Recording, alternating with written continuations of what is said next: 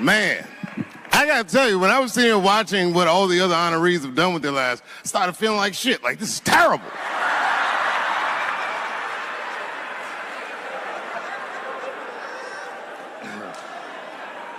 And then Bobo brought me up and started out good with that Ali picture, and then it just... But that coloring book that was in the picture, I know the Ali's are here, that coloring book, my mother has it. And the champ, he signed it. You know, the greatest, he signed it, Muhammad Ali. And his sparring partner was there that day. And his sparring partner signed it, said, the next heavyweight champion of the world, Larry Holmes. And he was. And 2-year-old Dave Chappelle colored all in that shit and just ruined the book.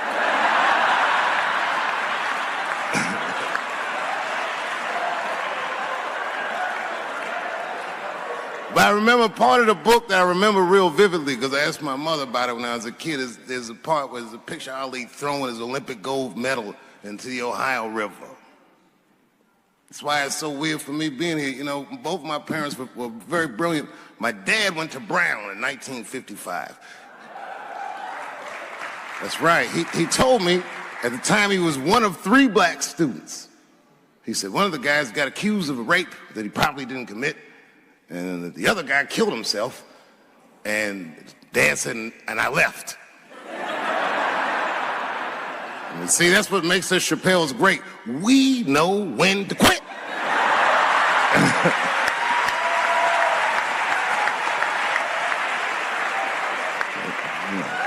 We all just live to fight another day.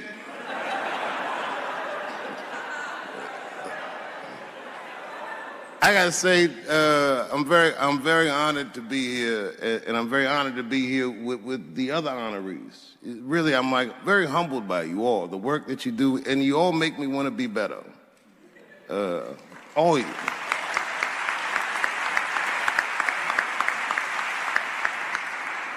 And you know, I was gonna stop doing stand-up for a while because 4 comedy specials in a year is like, that's a lot, you know. But you know, shout out to my colleagues in comedy. I just want to say that in a way, this for me belongs to my mother primarily, who was an African American studies professor, and a lot of the content that I say, she raised me well. I'm not an uninformed person. But also, you know, my colleagues in comedy, like comedians have been getting beat up pretty bad recently, and we're somehow nowadays expected to speak with the precision of attorneys or politicians. We are not. I always think of James Baldwin. You know, James Baldwin was one of my favorite writers because he managed to tell white people what they feel like to be around.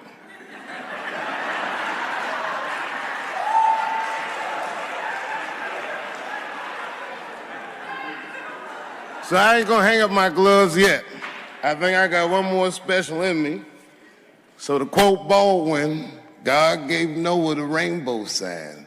It's no more water, it's the fire next time. Thank you very much. And so if you would, please join me in welcoming Dave Chappelle home again.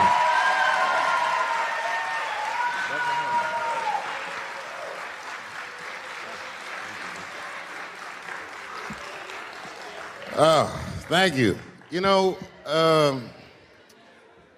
I speak for a living, and I'm a little nervous today. I wanted to say thank you, Mr. President, and thank you, Bishop Green, and thank everyone at Allan University for hosting me today, because it feels special, right? When I think of this great-grandfather that I've heard about in my life, but never actually touched his legacy. So it's like the product of his loins coming to meet the product of his work. And it's an important day for me personally.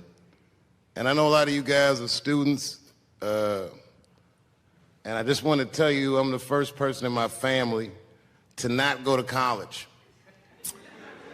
And as the president has told you, I've done outstanding in spite of that.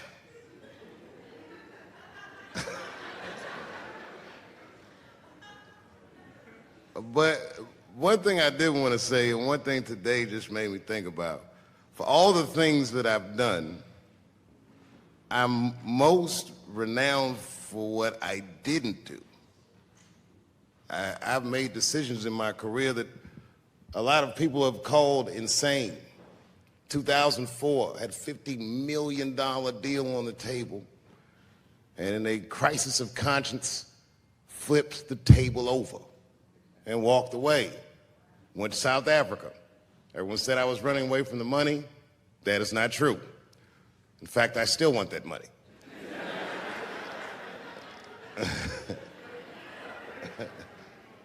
The idea that I wanted to just share with you guys is the idea that sometimes you do what you think is best, whether anybody understands it or not.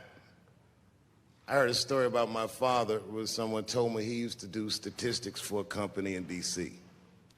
The company he did statistics for started doing business with the South African government, so he quit his job. It's caused a lot of problems between him and his wife. It's hard for a man when he can't provide for his family the way he wants to, and he suffered through it.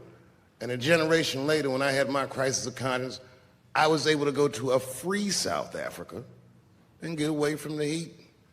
This idea that what you do in your lifetime informs the generations that comes after you is something I keep thinking about, something that is so much bigger than just ourselves. And today I'm standing in front of you guys, and I know you guys are like, oh, I know you're bored.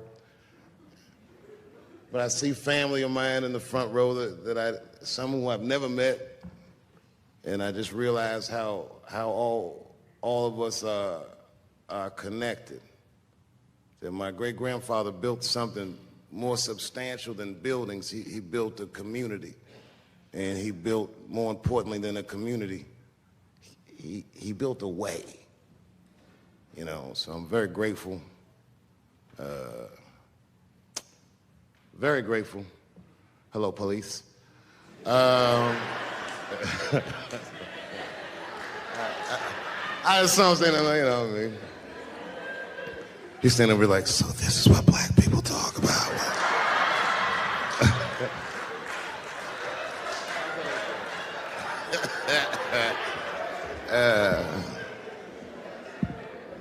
I just want you guys to remember, you know, that right now there's this thing where ethics aren't what they used to be. This idea that people are trying to replace the ideas of good and bad with better or worse, and that is incorrect. You gotta keep your ethics intact because good and bad is a compass that helps you find the way. And a person that only does what's better or worse is the easiest type of person to control. They are a mouse in a maze that just finds the cheese. But the one who knows about good and bad will realize that he's in a maze. So, that being said, I just hope that all of you guys transcend whatever you see as your obstacles, and that you live outstanding lives, and that you stay connected to your communities because you have so much power there, and that you grow your communities and you diversify your communities, and that you don't let anybody tell you you can't or to be afraid. It's okay to be afraid because you can't be brave or courageous without fear. The idea of being courageous is that even though you're scared, you just do the right thing anyway. So in 2004, I walked away from $50 million, and in November, I made a deal for $60 million. So,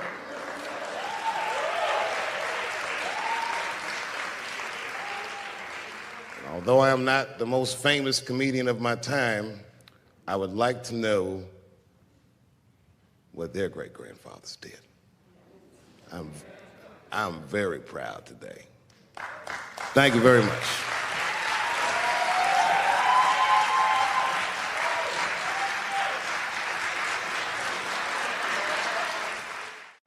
Boy, this comes as a complete surprise.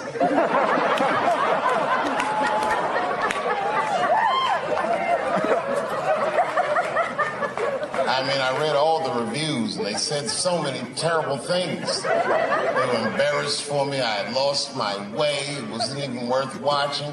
I hope all you critics learn from this. This is a teachable moment. Shut the fuck up forever.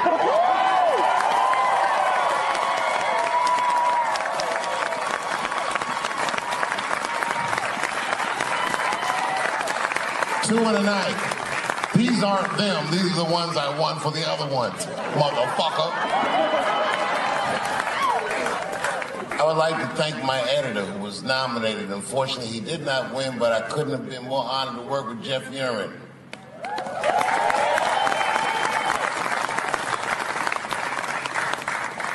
Stan Lathan has been directing television since 1968. Any show that I watched when I was growing up,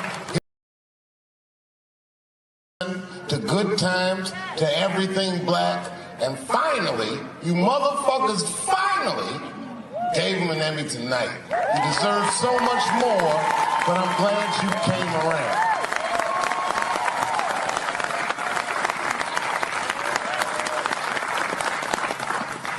I'd like to shout out all the other nominees tonight. Tiffany Haddish and Patton Oswalt and Hannah Gatsby and Brother Mulaney. You guys are an inspiration to me, and I'm honored to be nominated with you. I'm sorry that you didn't win tonight, but who gives a fuck anyway? It's a special night because comedy gets to be itself. It's all we've ever wanted. I hope the war is over. We good?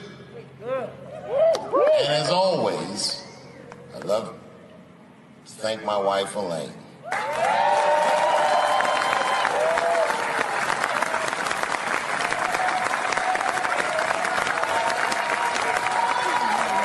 That's right. Allan has been with me for the last 25 years and had to endure the pains of living with the greatest comedian ever. See you on Monday. Thank you very much. Good night.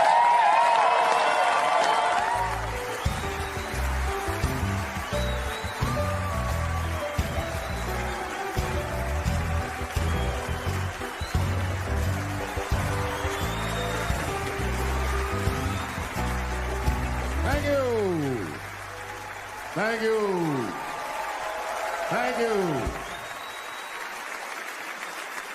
I like not knowing what's going to happen.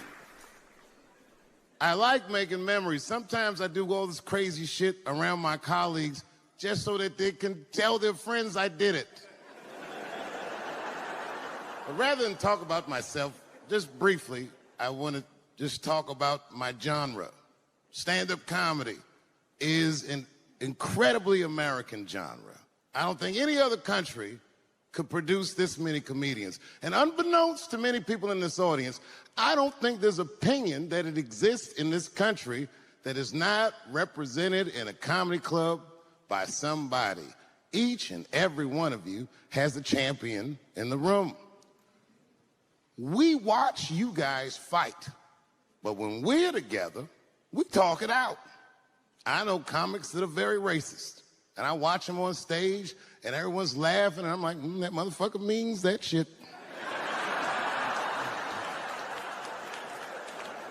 Don't get mad at them, don't hate them. We go upstairs and have a beer, and sometimes I even appreciate the artistry that they paint their racist opinions with. Man, it's not that serious. The First Amendment is first for a reason. The Second Amendment is just in case the first one doesn't work out. We gotta let some air out of the ball, man. The country's getting a little tight. It doesn't feel like it's ever felt in my lifetime. So tonight, I am honored that my colleagues are here in comedy and in music.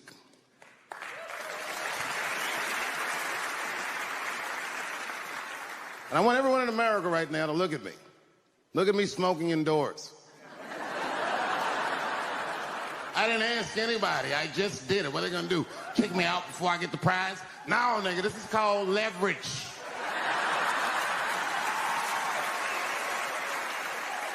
The thing that I liked best about tonight was that I saw so many people from different parts of my life, like friends that I grew up with here in D.C., friends of mine from Ohio then and now, friends of mine from comedy clubs, all the fucking musicians that blew my mind. You guys have no idea how you inspired me. I want to give a special shout out to my OG, Tony Woods. Miles Davis has a quote. It's one of my favorite. Miles Davis said so much cool shit, but one of the things he said I always loved, he said, it took me years to learn how to play like myself. You know, he would watch other musicians and he would try to play like Dizzy or Bird or all the guys who were great. Tony Woods was my Dizzy and Bird. If I was a Miles, I was trying to play like you. You were the first person I ever saw do it absolutely right. You were fearless and you told the truth. There's something so true about this genre, when done correctly, that I will fight anybody that gets a true practitioner of this art form's way, because I know you're wrong. This is the truth, and you are obstructing it. I'm not talking about the content, I'm talking about the art form. Do you understand? Do we have an agreement? And what I really wanted to say tonight, and I'm glad I get the platform to do it, I'm gay. I am gay, and I can't wait to see what this does for my career, being gay like this. So many special shout-outs. One of the main architects of the comeback of the century, my brother and my mentor, the mighty Stan Lathan. I never dreamed that I would be able to work with someone as great as you. These last 5 specials, straight fire. I wouldn't want to do another special with anybody else but you. So eat your motherfucking vegetables and live as long as you can, because we doing a few more of these bitches. Neil Brennan, your speech made me cry, because it reminded me of all those hard days of work and all that money I never got for it. The other real special shout out I gotta make, because none of this would have been possible on any level without this person, is my mother. Mom. My mother. Mom. You have no idea what I put this woman through. If you had just given birth to me, that would have been more than enough. But the fact that you raised me and raised me well, we had a real oral tradition in our house. I knew the word griot when I was a little boy. A griot was a person in Africa who was charged with keeping the stories of the village. Everyone would tell a griot the stories, and they would remember them all so that they could tell future generations. And when they got old, they'd tell them to someone else. And they say in Africa, when a griot dies, it's like a library was burnt down. And my mother used to tell me, before I ever thought about doing comedy, she said, you should be a griot. And she'd fill me with every story of black life. You know, she's educated in African-American studies, and she would let me understand the context that I was being raised in, that I'm being raised in a hostile environment that I have to tame. By the time I was 14 years old, I was in nightclubs, mastering an adult world. It was terrifying. Crack epidemic was going on, and my mother would hear gunshots outside and be scared to death. Maybe it's my son. But early in my career, if you remember, Mom, you used to sit in the club with me. She'd do a full day of work. You'd be back there falling asleep, just waiting for me to go on. She would watch my show every night. Do you know how long that car ride is home?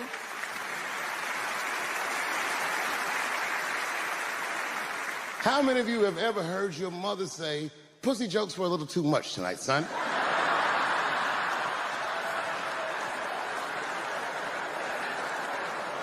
I was a soft kid.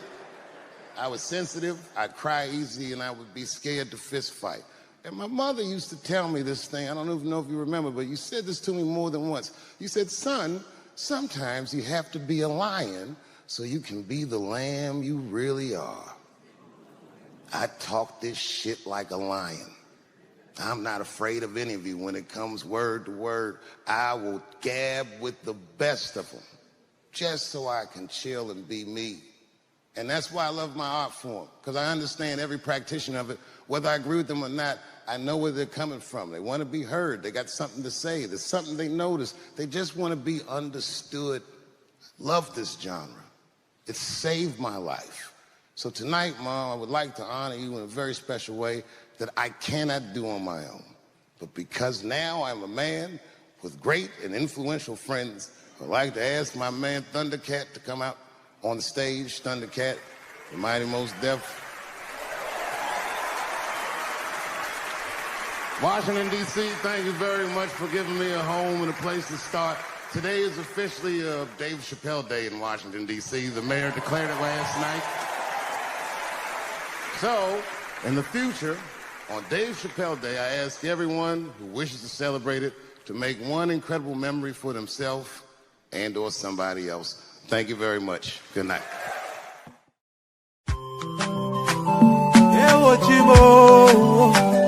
Mama minda na usa widi gozo